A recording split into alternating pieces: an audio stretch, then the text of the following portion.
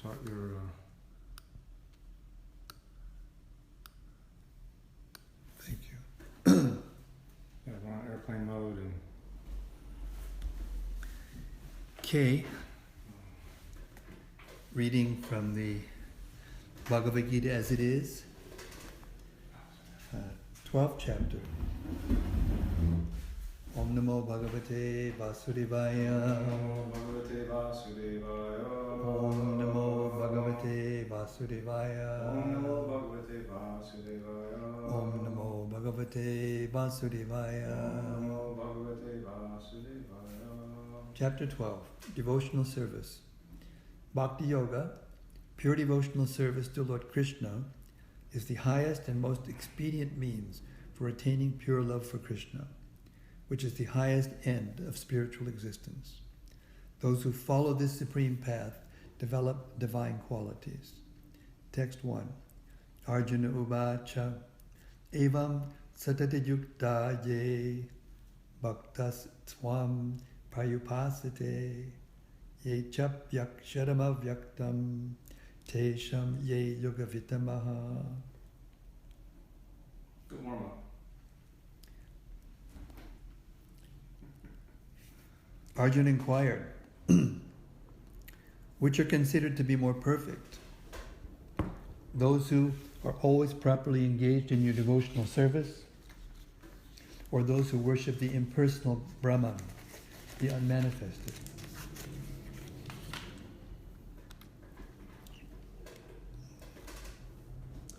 Purport.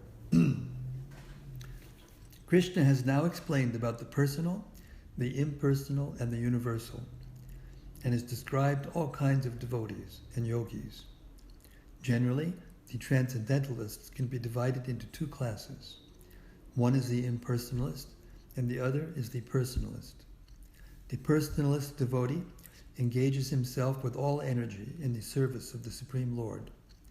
The impersonalist also engages himself, not directly in the service of Krishna, but in meditation on the impersonal Brahman, the unmanifested.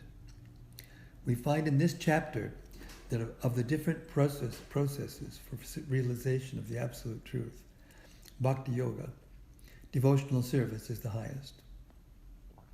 I'll read that again. We find in this chapter that of the different processes for realization of the Absolute Truth, Bhakti Yoga, devotional service, is the highest. If one at all desires to have the association of the Supreme Personality of Godhead, then he must take to devotional service.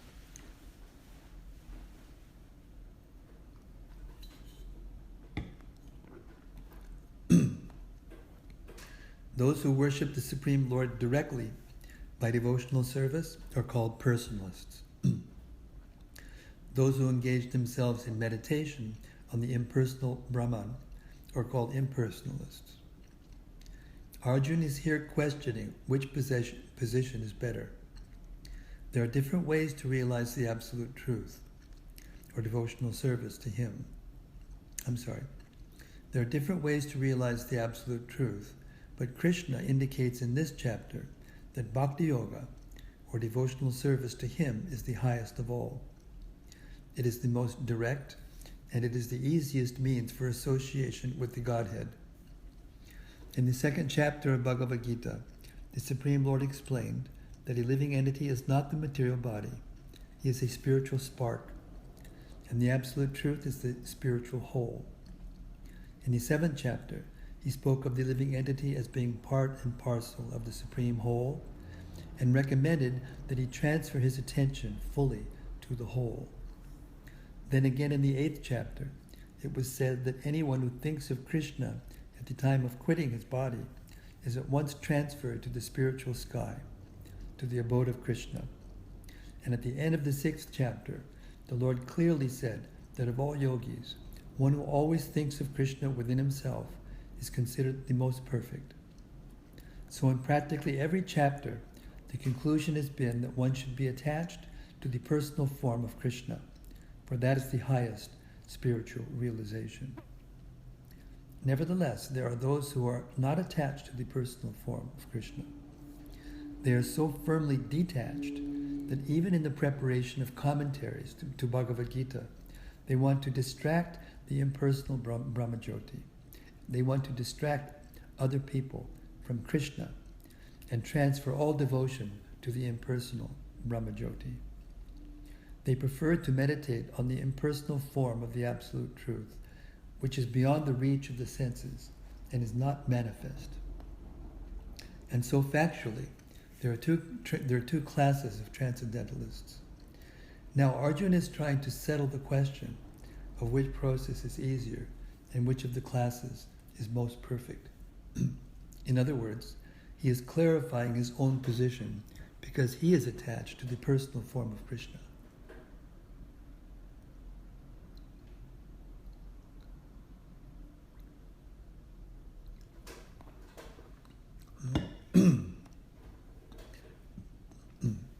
He is not attached to the impersonal Brahman. He wants to know whether his position is secure. The impersonal manifestation, either in this material world or in the spiritual world of the Supreme Lord, is a problem for meditation. Actually, one cannot perfectly conceive of the impersonal feature of the Absolute Truth. Therefore, Arjuna wants to say, what is the use of such a waste of time?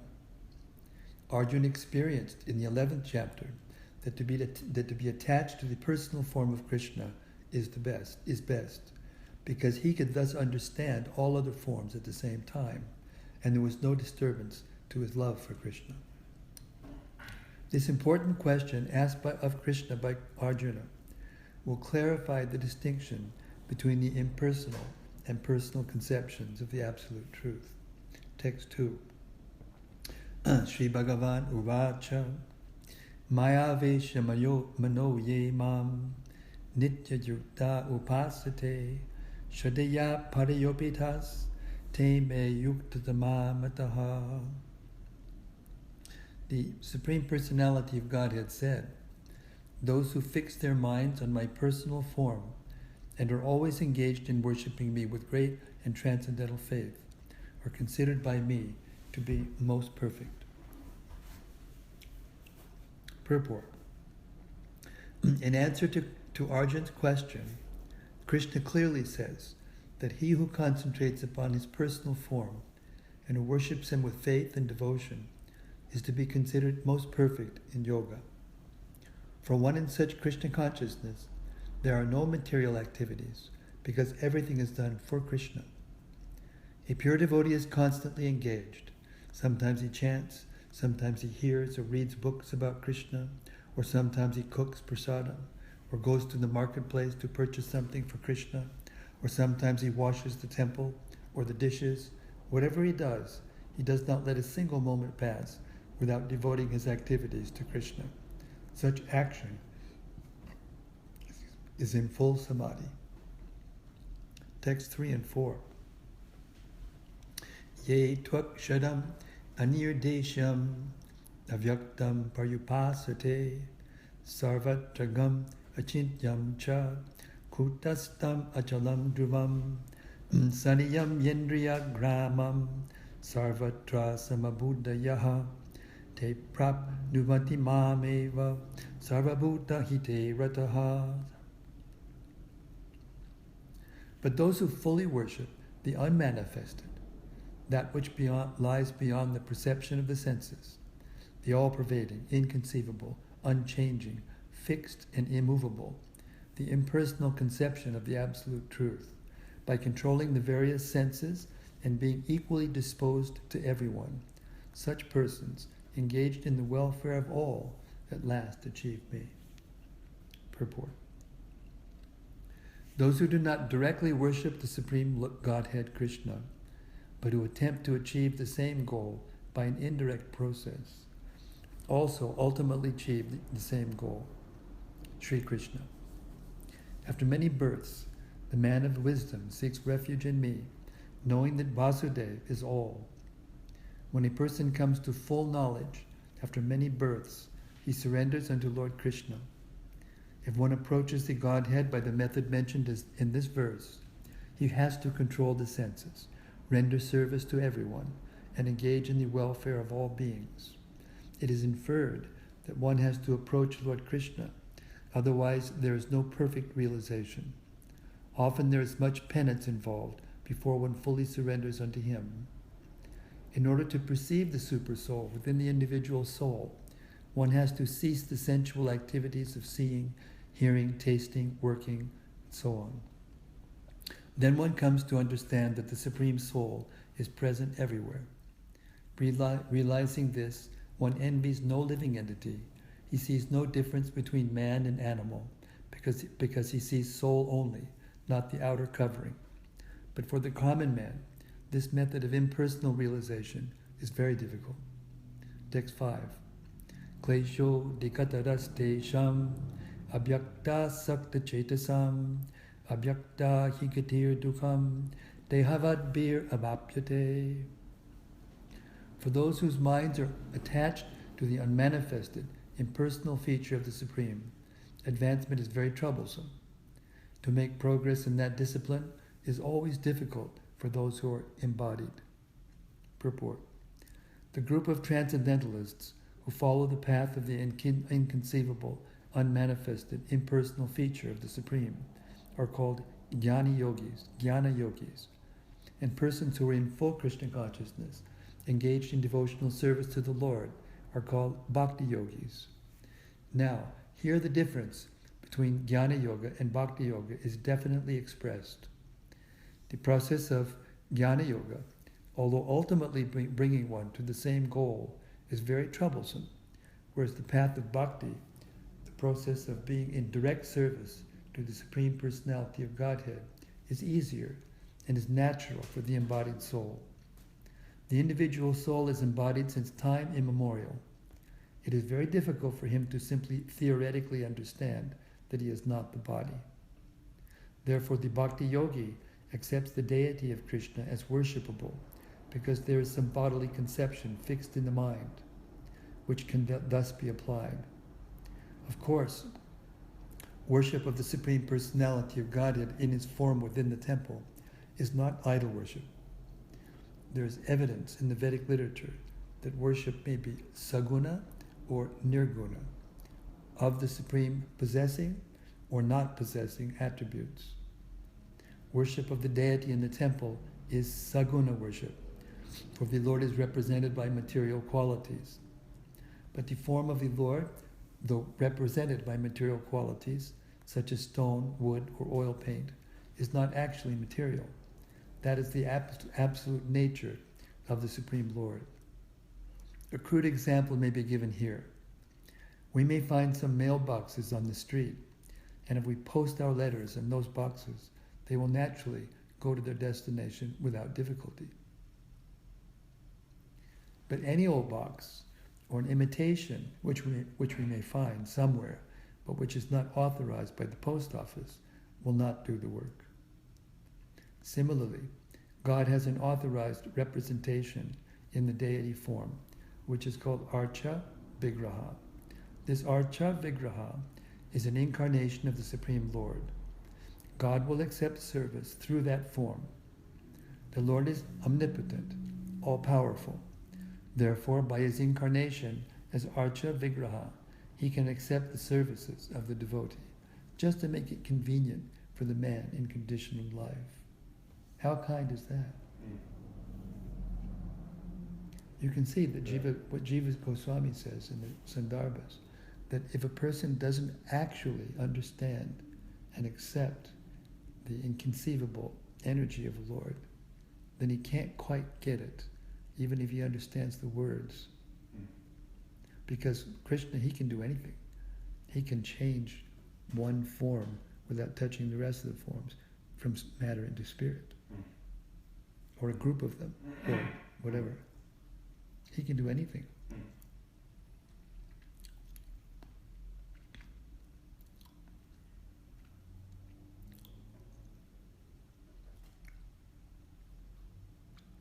So for a devotee, there is no difficulty in approaching the Supreme immediately and directly. But for those who are following the impersonal way to spiritual realization, the path is difficult. They have to understand the unmanifested representation of the Supreme through such Vedic literatures as the Upanishads, and they have to learn the language, understand the non-perceptual feelings, and realize all these processes.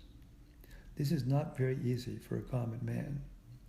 A person in Krishna consciousness, engaged in devotional service, simply by the guidance of the bona fide spiritual master, simply by offering regulative obeisances unto the deity, simply by hearing the glories of the Lord, and simply by eating the remnants of foodstuffs offered to the Lord, realizes the Supreme Personality of Godhead very easily.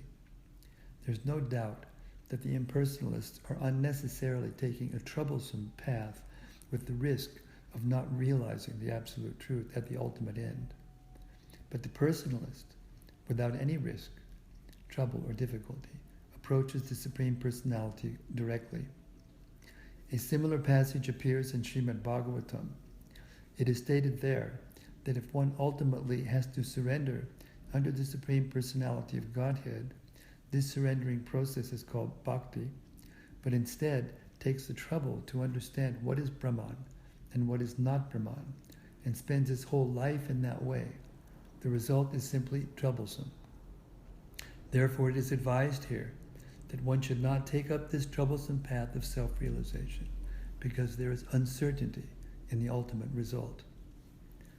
A living entity is eternally an individual soul, and if he wants to merge into the spiritual whole, he may accomplish the realization of the eternal and knowledgeable aspects of his original nature, but the blissful portion is not realized.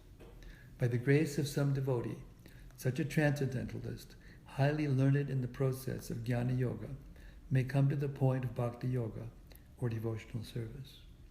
At that time, long practice in impersonalism also becomes a source of trouble, because he cannot give up the idea.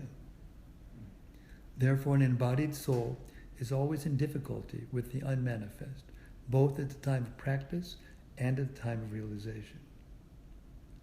Every living soul is partially independent, and one should know for certain that this unmanifested realization is against the nature of his blissful, spiritual, blissful self.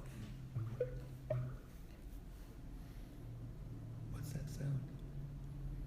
Doing something.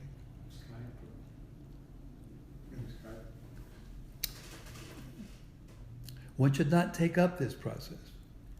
For every individual living entity, the process of Krishna consciousness, which entails full engagement in devotional service, is the best. If one wants to ignore this devotional service, there is a danger of turning to atheism. Thus, the process of centering attention on the unmanifested, the inconceivable, which is beyond the approach of the senses, as already expressed in this verse, should never be encouraged at any time, especially in this age. It is not advised by Lord Krishna. Text 6-7. Ye tu sarvani karmani mayi sanyasya mat paraha ananyena eva yogena mam jayanta upasate tesham aham samudharta mrityu sangsara sagarat bhavami nachidat parta maya veshita chetasam. But those who worship me, giving up all their activities unto me, and being devoted to me without deviation, engaged in devotional service, and always meditating upon me, having fixed their minds upon me, O son of Prita, for them I am the swift deliverer from the ocean of birth and death. Purport. It is explicitly stated here that the devotees are very fortunate to be delivered very soon from material existence by the Lord. In pure devotional service, one comes to the realization that God is great and that the individual soul is subordinate to Him. His duty is to render service to the Lord, and if he does not, then he will render service to Maya. As stated before, the Supreme Lord can be appreciated only by devotional service. Therefore, one should be fully devoted. One should fix his mind fully on Krishna, for it does not matter in what kind of work one engages in, but that work should be done only for Krishna.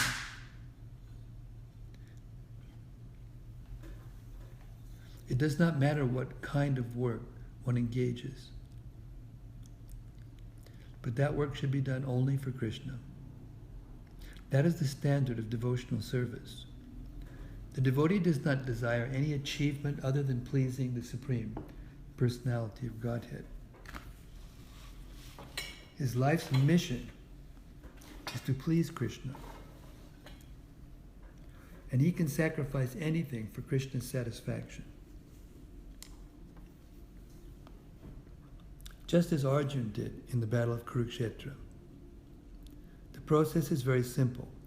One can devote himself in his occupation and engage at the same time in chanting Hare Krishna, Krishna Krishna, Hare Hare, Hare Rama, Rama Rama, Hare Hare. Such transcendental chanting attracts the devotee to the personality of Godhead. The Supreme Lord herein promises that without delay, he will deliver a pure devotee thus engaged from the ocean of material existence. Those who are advanced in yoga practice can willfully transfer the soul to whatever planet they like by the yoga process. And others take the opportunity in various ways. But as far as the devotee is concerned, it is clearly stated here that the Lord himself takes him. The devotee does not need to wait to become very experienced in order to transfer himself to the spiritual sky. In the Varaha Purana, this verse appears. Nayami paramam stanam archir adigatim bina gurudaskandam aropya yatecham anivartitaha. The purport of this verse is that a devotee does not need to practice Ashtanga Yoga in order to transfer his soul to the spiritual planets. The responsibility is taken by the Supreme Lord himself. He clearly states here that he himself becomes the deliverer. A child is completely cared for by his parents, and thus his position is secure. Similarly, a devotee does not need to endeavor to transfer himself by yoga practice to other planets. Rather, the Supreme Lord, by his great mercy, comes at once, riding on his bird carrier Garuda, and at once delivers the devotee from material existence.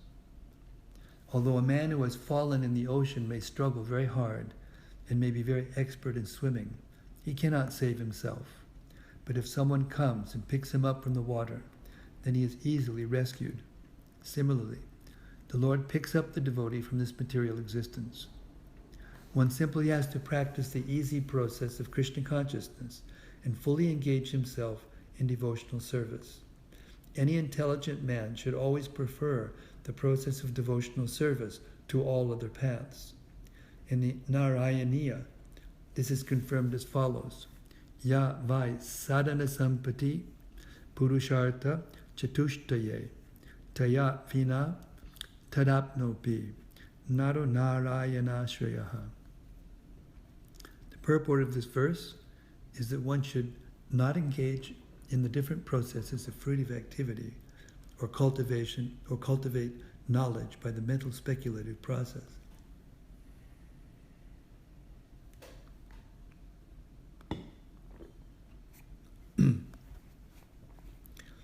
One who is devoted to the Supreme Personality can attain all the benefits derived from other yogic processes, speculation, rituals, sacrifices, charities, and so on. That is the specific benediction of devotional service. Simply by chanting the holy name of Krishna, Hare Krishna, Krishna Krishna, Hare Hare, Hare Rama, Rama Rama, Hare Hare. A devotee of the Lord can approach the supreme destination easily and happily, but this destination cannot be approached by any other process of religion. The conclusion of Bhagavad-Gita is stated in the 18th chapter. Sarvadharman parityaja, mamekam sharanam braja, aham tvam sarvapapebhyo, mokshayishami ma shuchaha. One should give up all of the processes of self-realization and simply execute devotional service in Krishna consciousness. That will enable one to reach the highest perfection of life. There is no need for one to consider the sinful actions of his past life, because the Supreme Lord fully takes charge of him. Therefore, one should not futilely try to deliver himself in spiritual realization. Let everyone take shelter of the Supreme Omnipotent Godhead, Krishna. That is the highest perfection of life. Text 8. Mai eva mana adatsva, mai buddhim niveshaya, nivashishyashima ata urdvam nasamshayaha. Just fix your mind upon me, the Supreme Personality of Godhead, and engage all your intelligence in me. Thus you will live within me, always without a doubt. Purport. One who is engaged in Lord Krishna's devotional service lives in a direct relationship with the Supreme Lord. So there is no doubt that his position is transcendental from the very beginning. A devotee does not live on the material plane. He lives in Krishna. The holy name of the Lord and the Lord are non-different. Therefore, when a devotee chants Hare Krishna, Krishna and his internal potency are dancing on the tongue of the devotee. When he offers Krishna's food, Krishna directly accepts these eatables, and the devotee becomes Krishnized by eating the remnants. One who does not engage in such service cannot understand how this is so, although this is a process recommended in the Bhagavad-Gita and in other Vedic literatures. Text 9. Atachitam samadatum na shaknosi mayistiram abhyasa yogena tato mam ichchaptum dhananjaya. Is that your Huh? No, it's Ramapad, a disciple of Gopal Krishna Maharaj, Indian body. He lives in, well, he used to live in London. He may be in India now, I don't know. My dear Arjun, O winner of wealth, if you cannot fix your mind upon me without deviation, then follow the regulated principles of Bhakti Yoga. In this way, develop a desire to attain me. Purport. These are wonderful verses, these 4 or 5 verses. They put everything into perspective. Purport. In this verse, two different processes of Bhakti Yoga are indicated. The first applies to one who has actually developed an attachment for Krishna, the Supreme Personality of Godhead, by transcendental love. And the other is for the one who has not developed an attachment for the Supreme Person by transcendental love. For this second class, there are different prescribed rules and regulations that one can follow to be ultimately elevated to the stage of attachment to Krishna. Bhakti Yoga is the purification of the senses. At the present moment, in material existence, the senses are always impure, being engaged in sense gratification. But by the practice of Bhakti Yoga, these senses can become purified, and in the purified state, they come directly in contact with the Supreme Lord. In this material existence, I may be engaged in some service to my master, but I don't really lovingly serve my master. I simply serve to get some money. And the master also is not in love. He takes service from me and pays me. So there is no question of love. But for spiritual life, one must be elevated to the pure stage of love. That stage of love can be achieved by practice of devotional service performed with the present senses. This love of God is now in a dormant state in everyone's heart, and there, love of God is manifested in different ways, but it is contaminated by material association. Now the heart has to be purified of the material association, and that dormant natural love for Krishna has to be revived. That is the whole process. To practice the regulated principles of Bhakti Yoga, one should, under the guidance of an expert spiritual master, follow certain principles. One should rise early in the morning, take bath, enter the temple and offer prayers and chant Hare Krishna, then collect flowers to offer to the deity, cook foodstuffs to offer to the deity, take prasadam, and so on. There are various rules and regulations which one should follow, and one should constantly hear Bhagavad-Gita and Srimad Bhagavatam from pure devotees. This practice can help anyone rise to the level of love of God, and then he is sure of his progress into the spiritual kingdom of God. This practice of Bhakti Yoga under the rules and regulations, with the direction of a spiritual master, will surely bring one to the stage of love of God. Text 10. Abhyase pyasamarto si matkarma paramo bhava madartam apikarmani kurvan siddhim avapsisi. If you cannot practice the regulations of Bhakti Yoga, then just try to work for me, because by working for me, you will come to the perfect stage. Purport. One who is not able even to practice the regulated principles of Bhakti Yoga under the guidance of a spiritual master can still be drawn to this perfectional stage by working for the Supreme Lord.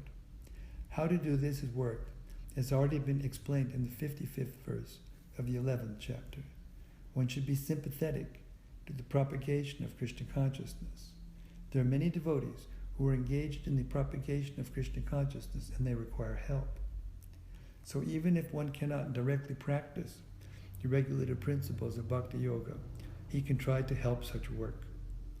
Every endeavor requires land, capital, organization, and labor. Just as in business, one requires a place to stay, some capital to use, some labor, and some organization to expand, so the same is required in the service of Krishna. The only difference is that in materialism, one works for sense gratification. The same work, however, can be performed for the satisfaction of Krishna, and that is spiritual activity. If one has sufficient money, he can help in building an office or temple for propagating Krishna consciousness. Or he can help with the publications. There are various fields of activity, and one should be interested in such activities. If one cannot sacrifice the results of his activities, the same person can still sacrifice some percentage to propagate Krishna consciousness. This voluntary service to the cause of Krishna consciousness will help one rise to a higher state of love for God, whereupon one becomes perfect. Text 11. Atai tad apyasakto si kartum mad yogamashritaha sarva karma palatyagam tatak kuru yatatmavan. If, however, you are unable to work in this consciousness of me, then try to act giving up all results of your work and try to be self-situated. Purport. It may be that one is unable even to sympathize with the activities of Krishna consciousness because of social, familial, or religious considerations, and because of some other impediments. If one attaches himself directly to the activities of Krishna consciousness, there may be objections from family members, or so many other difficulties. For one who has such a problem, it is advised that he sacrifice the accumulated result of his activities to some good cause. Such procedures are described in the Vedic rules. There are many descriptions of sacrifices and special functions for the full moon day, and there is special work in which the result of one's previous action may be applied. Thus one may gradually become elevated to the state of knowledge. It is also found that when one who is not even interested in the activities of Krishna consciousness gives charity to some hospital or some other social institution, he gives up the hard-earned results of his activities. That is also recommended here, because by practice of giving up the fruits of one's activities, one is sure to purify his mind gradually, and in that purified stage of mind, one becomes able to understand Krishna consciousness. Of course, Krishna consciousness is not dependent on any other experience, because Krishna consciousness itself can purify one's mind. But if there are impediments to accepting Krishna consciousness, one may try to give up the results of his actions. In that respect, social service, community service, national service, sacrifice for one's country, and so on, may be accepted, so that someday one may come to the stage of pure devotional service to the Supreme Lord. In Bhagavad-Gita, we find it stated, Yatak pravritir bhutanam. If one decides to sacrifice for the supreme cause, even if he does not know that the supreme cause is Krishna, he will come gradually to understand that Krishna is the supreme cause by the sacrificial method. Text 12. Shreyo hi jnanam abhyasaj jnanad dhyanam vishishyate dhyanat karma pala tyagas tyagach chantir anantaram. If you cannot take to this practice, then engage yourself in the cultivation of knowledge. Better than knowledge, however, is meditation, and better than meditation is renunciation of the fruits of action. For by such renunciation, one can attain peace of mind.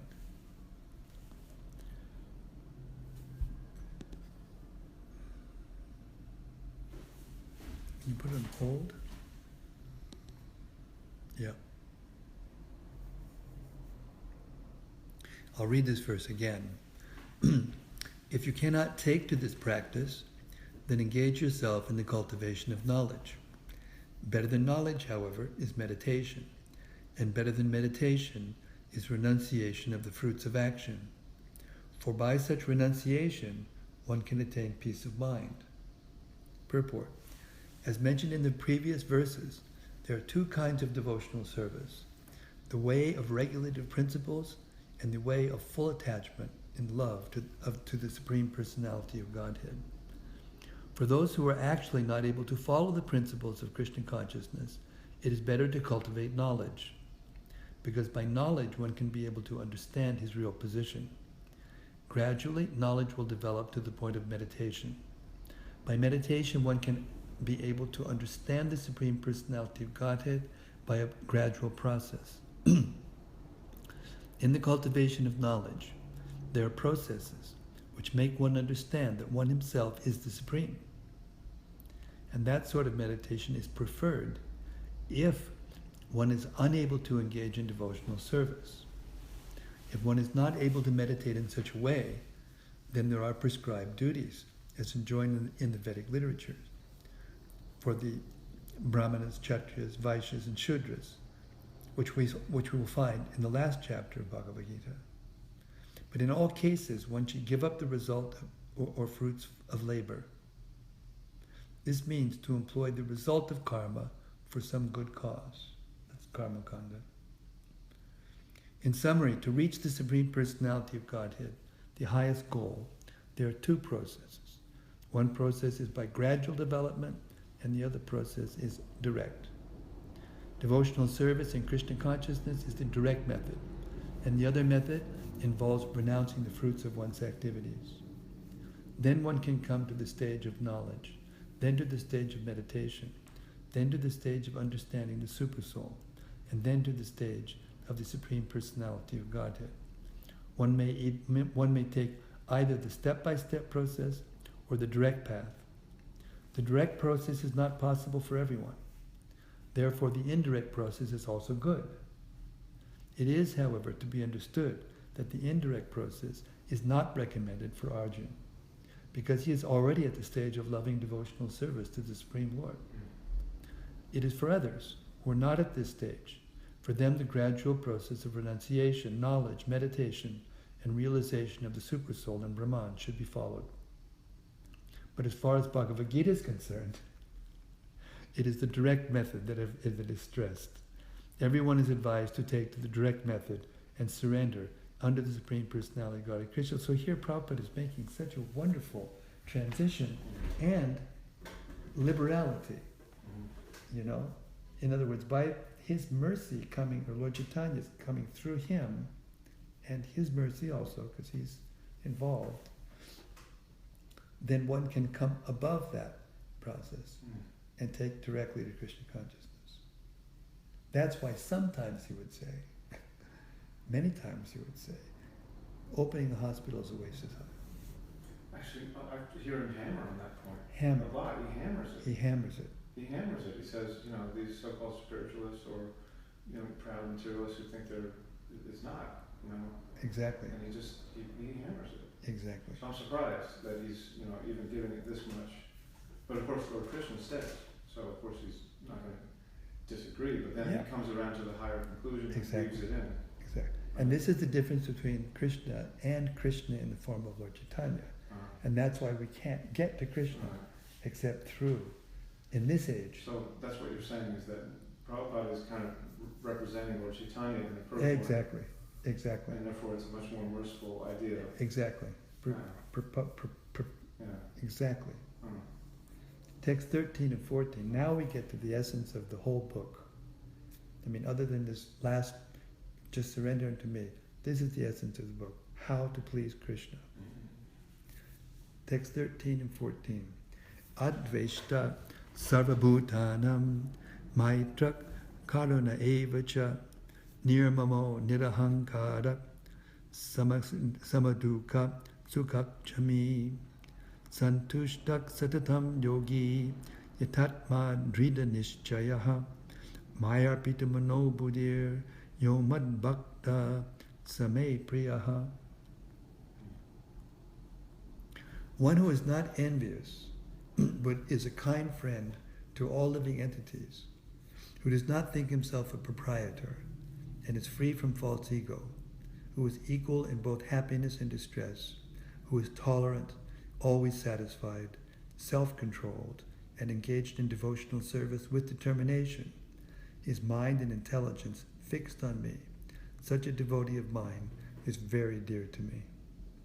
Purport. Coming again to the point of pure devotional service, the Lord is describing the transcendental qualifications of a pure devotee in these two verses. A pure devotee is never disturbed in any circumstances, nor is he envious of anyone, nor does a devotee become his enemy's enemy. He thinks, this person is acting as my enemy due to my own past misdeeds, so it is better to suffer than to protest. In the Srimad Bhagavatam 10.14.8, it is stated, Tatenukam pam susimikshimano bunjana evatma kritam vipakam. Whenever a devotee is in distress or has fallen into difficulty, he thinks that it is the Lord's mercy upon him. He thinks, thanks to my past misdeeds, I should suffer far, far greater than I am suffering now. So it is by the mercy of the Supreme Lord that I am not getting all the punishment I am due. I am just getting a little by the mercy of the Supreme Personality of Godhead. Therefore, he is always calm, quiet, and patient, despite many distressful conditions. A devotee is also always kind to everyone, even to his enemy. Nirmama means that a devotee does not attach much importance to the pains and troubles pertaining to the body, because he knows perfectly well that he is not the material body. He does not identify with the body. Therefore, he is freed from the conception of false ego and is equipoised in happiness and distress. He is tolerant and he is satisfied with whatever comes by the grace of the Supreme Lord. He does not endeavor much to achieve something with great difficulty. Therefore, he is always joyful. He is a completely perfect mystic because he is fixed in the instructions received from the spiritual master. And because his senses are controlled, he is determined. He is not swayed by false arguments, because no one can lead him from the fixed determination of devotional service. He is fully conscious that Krishna is the eternal Lord, so no one can disturb him. All these qualifications enabled him to fix his mind and intelligence entirely on the Supreme Lord. Such a standard of devotional service is undoubtedly very rare. but a devotee becomes situated in that stage by following the regulative principles of devotional service. Furthermore, the Lord says that such a devotee is very dear to him, for the Lord is always pleased with all his activities in full Krishna consciousness. Now here we have an extremely important point, because there are devotees who have strayed away from Prabhupada's line in order to get higher topics or higher guidance. And at least my experience from living in Govardhan for such a long time, there's a kind of a predominate, what I consider to be a misconception, that there's a separation. Vidhi Bhakti and Raganuga Bhakti are two different things. And you can't get to the goal through Vidhi Bhakti, therefore you should give up Vidhi Bhakti and take to Raganuga Bhakti, sadhana. But it's a fact that Vidhi Bhakti and Raganuga Bhakti are actually in the category of sadhana bhakti. In other words, their devotional service and practice. The mistake is to consider Raganuga Bhakti to be Bhava Bhakti or Prema Bhakti, in which these things are revealed to you. But the point here is made, I'd like to repeat it. I'm going to reread it. It says here, such a standard of devotional service is undoubtedly very rare, but a devotee becomes situated in that stage by following the regulative principles of devotional service. Furthermore, the Lord says that such a devotee is very dear to him. So the Vidhi Bhakti leads into Raganuga Bhakti. It's not something completely separate. And therefore Rupa Goswami says, externally things will stay the same.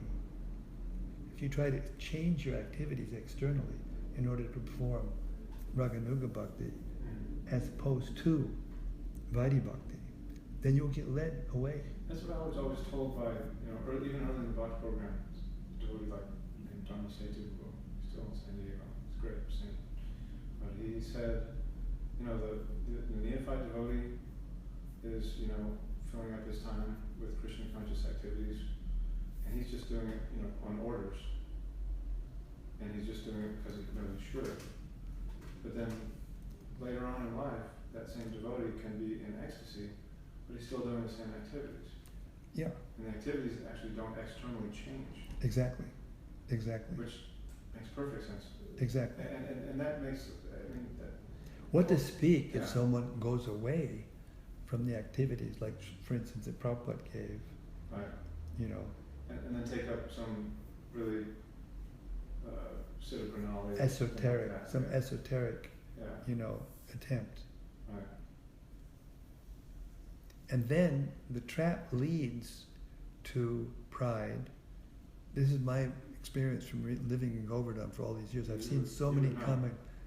That's where everybody ends up. When they that's right. The Raganuga. That's right. Practice. That's right. Why I'm a little different actually than most people who live out there. Anyway, that's another issue. But yeah, it's very important. But this is an important point because devotees should have faith that the basic. Prabhupada said if you chant 16 rounds and follow the regular principles for the rest of your life without deviation, you can become perfect. That's right. Because your heart is purified, you can chant without offense, and then the Lord's mercy comes through the holy name and His books. If you separate the two things, it's very difficult to attain perfection just by chanting. That's for liberated souls. Mm-hmm. Therefore, there's a very wonderful purport in the Madhya Lila. It's, I think it's... You sent me that the chapter last time I asked you about... Chapter 15. I asked you about Pancharatra and yeah, stuff like that. Yes. And It's chapter 15, it's Madhya Lila, chapter 15, verse 108. Okay. Madhya 15, 108. Yeah. And the point I was going to make also, another point I was going to make was that this purport is explaining these qualities that please Krishna the most, that have to do with the person being detached and equal-minded and loving towards everyone. So, text 15. Now there's going to be a lot of repetition here, because this is a very, very important point.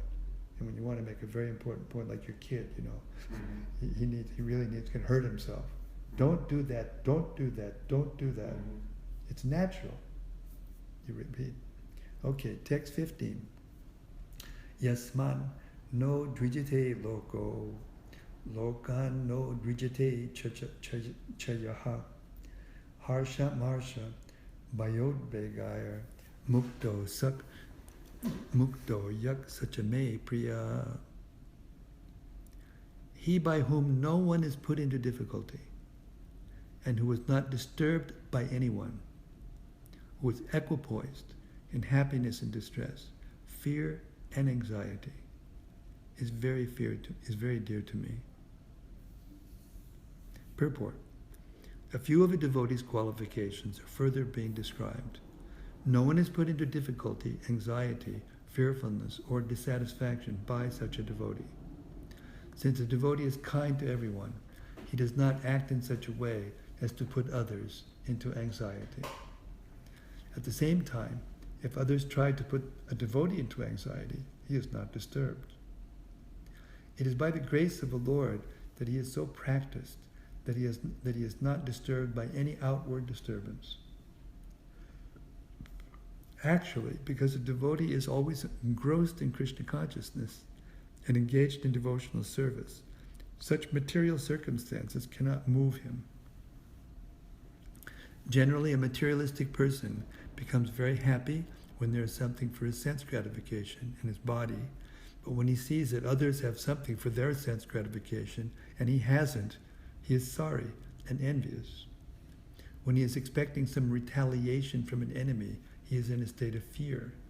And when he cannot successfully execute something, he becomes dejected.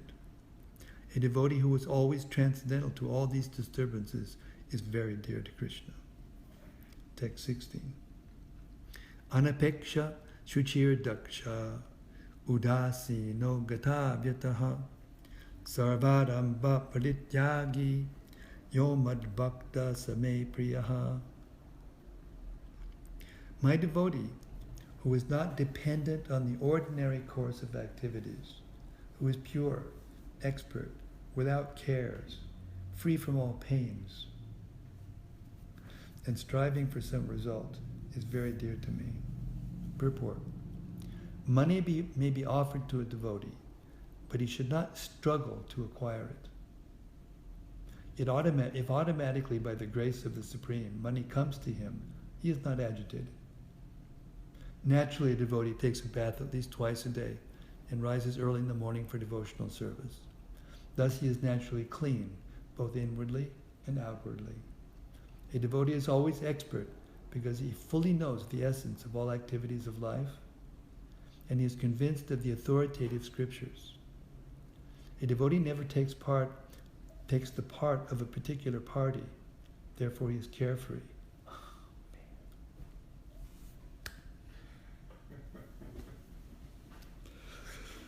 He is never pained because he is free from all designations.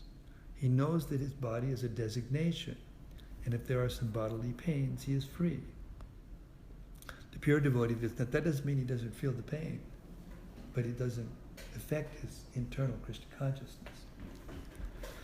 The pure devotee does not endeavor for anything which is against the principles of devotional service.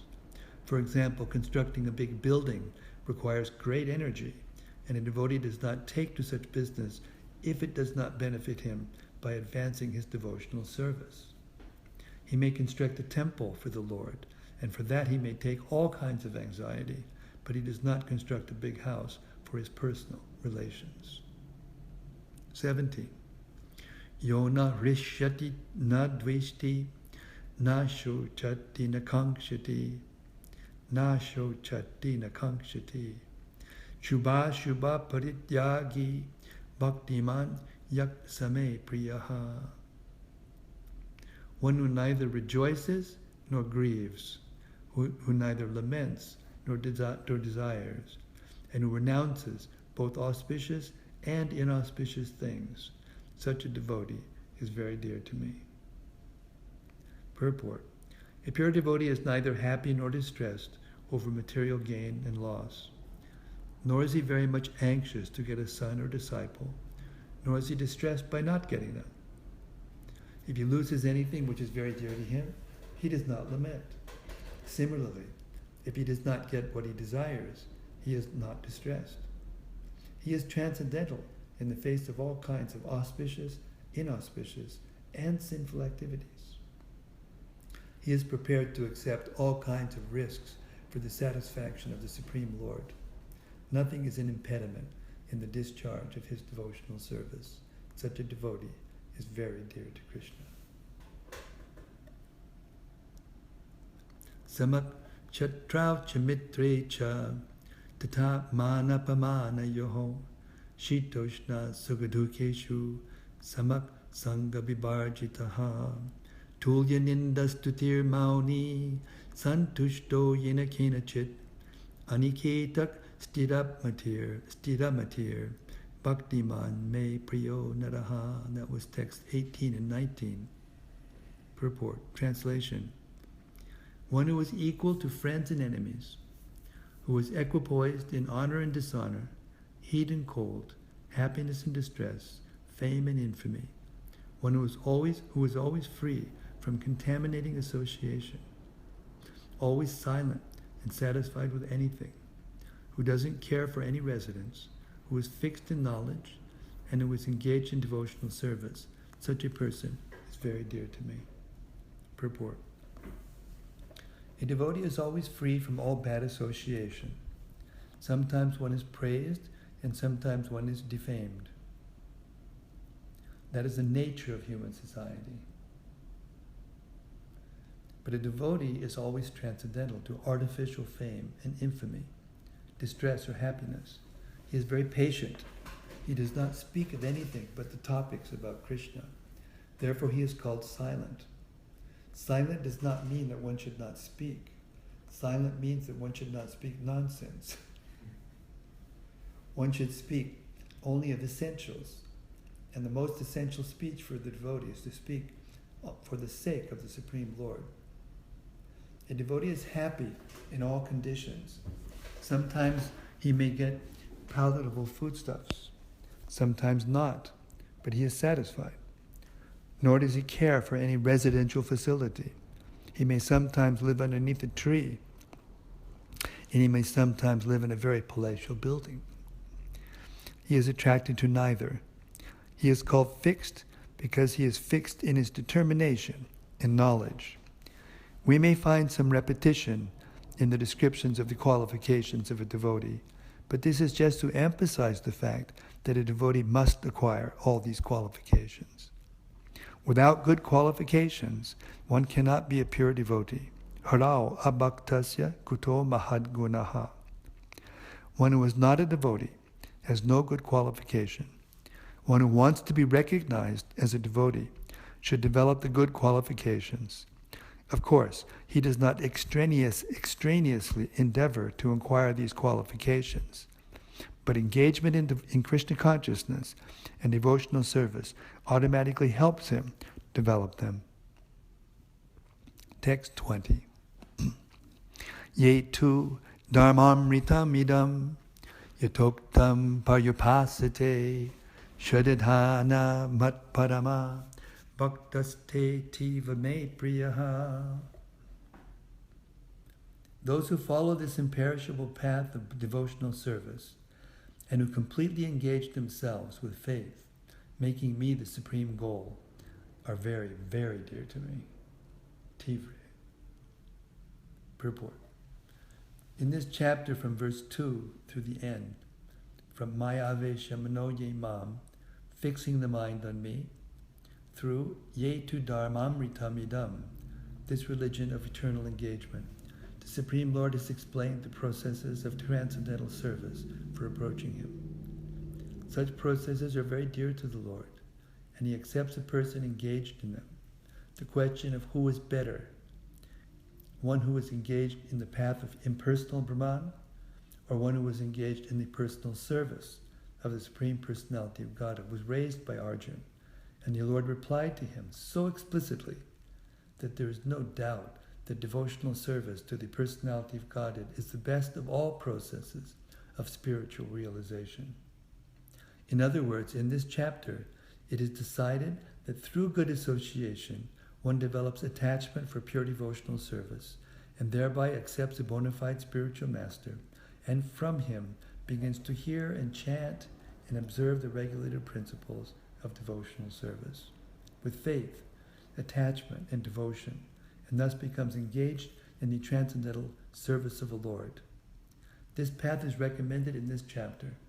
Therefore, there is no doubt that devotional service is the only absolute path for self-realization, for the attainment of the Supreme Personality of Godhead. The impersonal conception of the Supreme Absolute Truth, as described in this chapter, is recommended only up to the time one surrenders himself for self-realization. In other words, as long as one does not have the chance to associate with a pure devotee, the impersonal conception may be beneficial. In the impersonal conception of the Absolute Truth, one works without furtive result, meditates, and cultivates knowledge to understand spirit and matter. This is necessary as long as one is not in the association of a pure devotee. Fortunately, if one develops directly desire to engage in Krishna consciousness in pure devotional service, he does not need to undergo step-by-step improvements in spiritual realization. Devotional service, as described in the middle 6 chapters of Bhagavad-Gita, is more congenial. One need not bother about materials to keep body and soul together, because by the grace of the Lord, everything is carried out automatically. Thus end the Bhaktivedanta purports to the 12th chapter of the Srimad Bhagavad-Gita in the matter of devotional service. Haribo. And that comes after the 11th chapter, those last 2 verses and purports, which we relished so much last night. Purports were amazing. Yeah. So let us reflect. Well, it started with the question of, the impersonal path versus the personal path. Arjuna asks, which is better?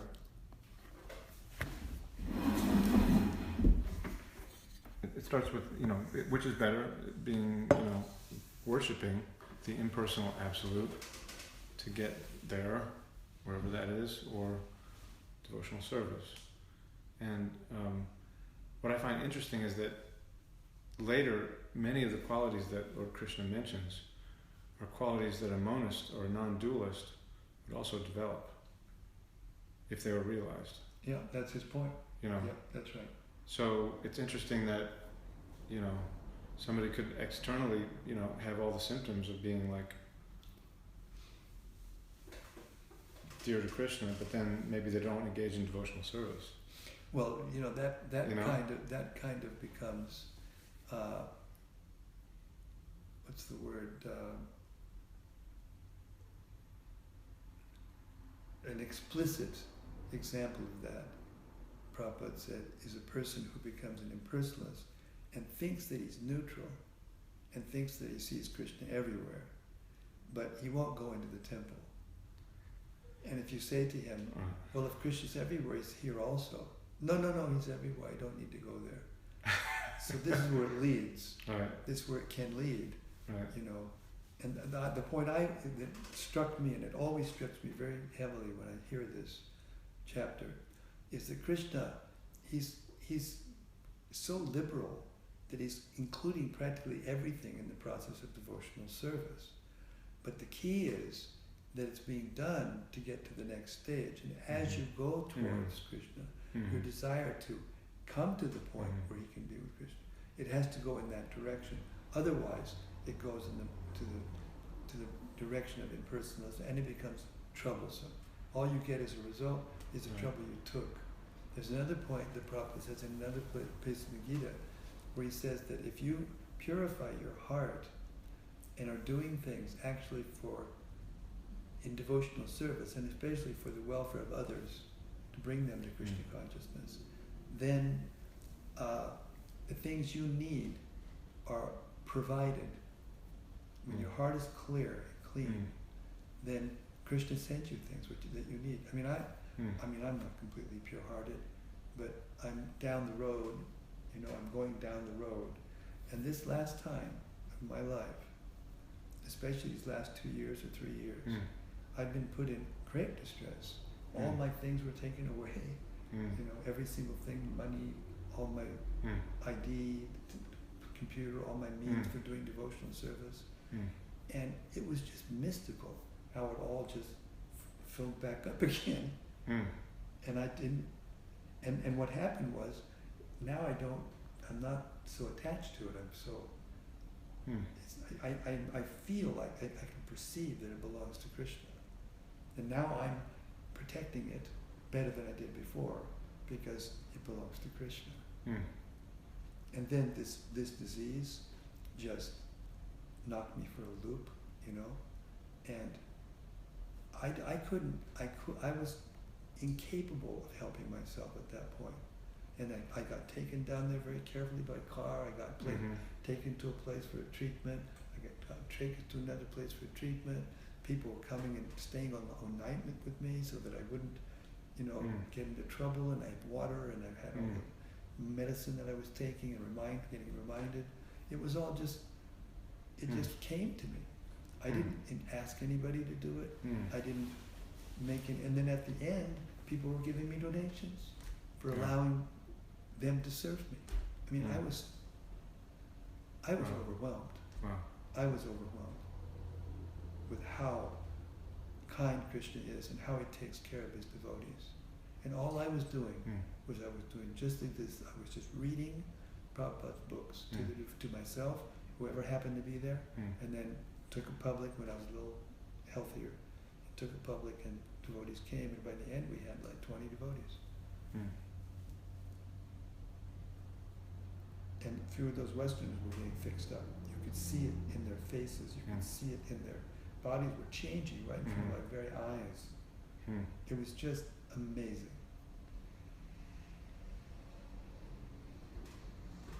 Prabhupada said at some point in the purports that the devotee doesn't have to, where he talked about when you're in the ocean and you get picked up, and he said the Lord comes on Garuda, to pull you, out. So he also said that, we don't have to be concerned about the specific process of transferring ourselves to other planets. Like mystic yogis have to know all about the pathways and what to do and what not to do. And, right? If they want to. Very difficult. But we don't actually have to know that, which is really great, because I don't think I could ever figure any of that out. That's at the end of the 8th chapter. When Krishna describes when you go back and when you don't go back, the time that if you leave your body by chance, you can go higher just by leaving in the right place, right time. And then at the end he said, but the devotees aren't bewildered by this. They know these things, but they don't care. They just do devotional service. And the last Vedeshu Jagdeshu Paksuchaiva Danesha Yat Punya Palam Pratishtam Atyeshta Sarva Idam. That's the last part. Atyeti Sarva Idin Vatva. I can't remember the last two lines. Anyway, it means that all these beneficial activities, the results of them are all contained within devotional service, basically. Well, okay, another way that I sometimes like to think about it is that we have an actual activity in the spiritual world where we came from, which must strongly resemble what Krishna's telling us that we should be doing here. Yes. In other words, he's having to remind us of these things because we've forgotten. And when we go to the spiritual world, these things all come naturally. Yes. So we have to practice acting like thinking of Krishna. That's right. Bowing down to Krishna. Hearing and chanting. It all goes on. It actually comes naturally. But we kind of have to have faith that these are the actual activities of the spiritual world. That the actual activities of reality, as opposed to, right? Yes, exactly. And that this will just continue and just get deeper and better and more static. Exactly. As it does. More of the same. And you do it for a long enough time and you see it for yourself, practically. Well, yeah. And it gives you faith to continue, and you realize, well, yeah, this isn't, it's impossible that somebody just came and made this up. Yeah. This was not created by some evil genius to trick us into doing, insane activities. For his benefit. Yeah, right. To exploit us. us. Well, this was another, now this is off topic, but just a general realization. I mean, sure. I look around the world and I look at everyone and I, analyze their motives. There's hardly one ordinary person who actually has my benefit in mind. Everyone's selfishly motivated. Yes. With the exception of the devotees. Yes, they're completely different. With the exception of the devotees. Yes. And even the most neophyte devotee, actually has my benefit. Isn't that interesting? Because what Prabhupada said in regard to that, excuse me for interrupting, but he said, even the newest devotee in this movement is more advanced than the Pope.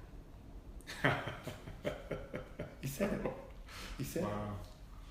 Yeah. But so just even if I look at if I think of myself as, okay, I need protection. I'm just a little jiva out there. I need somebody to look after me.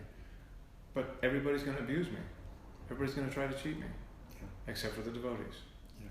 So then Krishna becomes my only friend, and then his devotees become my only friends and family. Right. Yeah. So it's just interesting. Even when my mind, sees something out there that looks kind of interesting, I just start to analyze the people involved and what are they going to do to me? They're going to chew me up and spit me out, and they don't even know how to attend to my self-interest. Even if they wanted to, they didn't know how. That's the mercy of Krishna for creating the world as he did. Because we can't actually enjoy here. That's Krishna's mercy. That's Krishna's mercy. So it's actually a part of the process. It's not a direct part of the process, and that's what he's saying here. There's an indirect process, right? And then there's a direct. Well, they're items of knowledge. Yeah. To understand that the miseries of birth, death, old age, and disease is considered part of knowledge. That's right. Exactly. So, exactly. Which is still could be gone. Yes. But it helps. Yes. Yes. It helps. I mean, you could the way he phrases it is. Who becomes aware of the evil of birth, death, disease, and old age. That it's not just something, we have this is something we just have to accept and make. Right, so why you just have to accept it. Yeah, what are you understand that it's evil. Yeah. Yeah, right. In the sense that it goes against the very nature of the soul. Yeah, it's against our best interests. Yeah. Very interesting. I've been listening to when Prabhupada came back from Mayapur in 1973. We're still recording? Oh, do you want to just keep going? Yeah, this is good. Okay. This is good. This okay. Is good. We're still in Dallas with Krishna Chaitanya Prabhu, my dear friend, and His Holiness Kesava Bharati Maharaj. We've just finished reading the whole 12th chapter with purports of the Bhagavad-Gita, which explains what pure devotional service actually is and how to please Krishna. And now we're just reflecting on some of the points, in the chapter. And I was going to say something, but I interrupted myself, and now I forgot what I was going to say. I thought of another verse that seemed to relate, which is Brahma Bhuta Prasanatma, Na Sochati, Na Kanchati, Samo Sarveshu Bhuteshu, Mad Bhaktim Labhate Param. Yeah, correct. Very similar to these statements. Yes. And another point that we discussed a little bit during the reading, and that is that it's not that Krishna ever says we won't have distress, or we won't become in contact with sinful activities in this material world, but we just don't become disturbed by them. We don't identify them. We don't go running after it. There's that last verse in the last part of the second chapter, Apoyamana. Achala pratishtam samudama pravashanti yava tadvad kama yam pravashanti sarve sashantim apnoti Nakama karmi.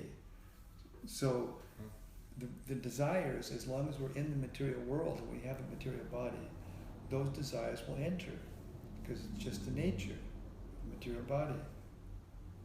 But one who is not agitated by them, like an ocean, it's, the rivers are coming in, especially during the rainy season, but it stays in general, although it sometimes comes out, but that's very special, but caused by an earthquake or some unnatural shift. But in general, the natural order of the laws of nature is it stays calm, and you can build your houses right around it, and it doesn't come smash you. You can walk on the beach, knowing that it's got a limit. It can't come. The Prabhupada explained it that way. So, but even though the desire is present, he's not inclined to follow his senses and try to run after that activity, that desire, and therefore shanti. Therefore, he becomes peaceful. Sashanti. Yes, shanti up.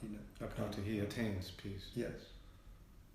This one of my favorite verses in the poetry of that verse is so beautiful. Yeah. Actually, one of my favorite verses. The second chapter. 70th verse. At the end, yeah. 70, verse 70. 70? Yeah, out of 72. There's only 2 more verses. Uh-huh. And it's interesting because the next verse says the same thing, basically. What does the next verse say? It says,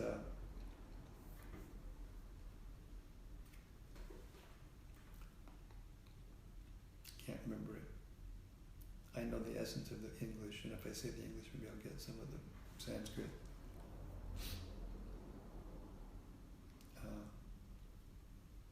Mama, I can't, I'm tired now. Oh, Gita.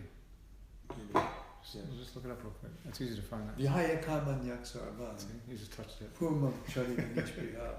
Nirmamo nirahankara. Sashantim arigashtati. Oh, so again, Sashantim So arigashtati. He gets peace. Yes. So what was the first line? Mama, I don't know that verse. Well, I know it. I don't know that verse. I just said it. Oh. I forgot it again. Because this is Nirmama Nirahankara? Yeah. Is in there? Sashantim arigashtati. Yeah. Nirmamo nirahankara. Sashantim arigashtati. And the first part is. Anyway, I'll look it up so I don't waste our time. Vihaya kaman. Vihaya kaman. Yaksarvam. Okay. Vihaya, giving up, kaman, desires. Vihaya kaman yaksarvam, all desires.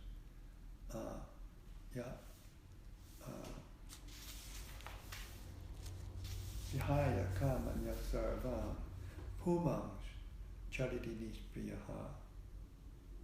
A person, chariti, lives, nishpriha, desireless. Nirmama, we go back to the beginning. Vihaya, giving up.